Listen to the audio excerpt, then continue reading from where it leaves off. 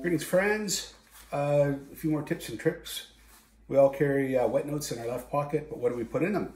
We're told in fundamentals class that it's useful to write down tables and charts, that sort of thing.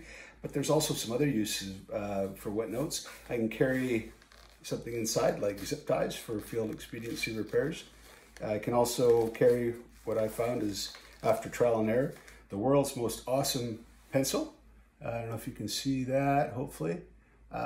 This is actually a lead holder for art, but it's completely plastic, so water won't do anything to it, and I can adjust it and replace the leads if I need.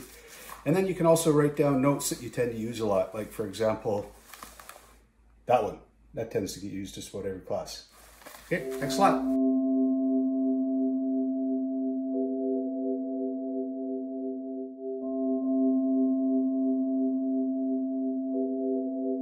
What else do we carry in our pockets, aside from the standard things that we're taught in class that are useful? I carry a stainless steel wrench. This one's actually made, it's an adjustable wrench. It's made in New Zealand by a company called Maitland Engineering.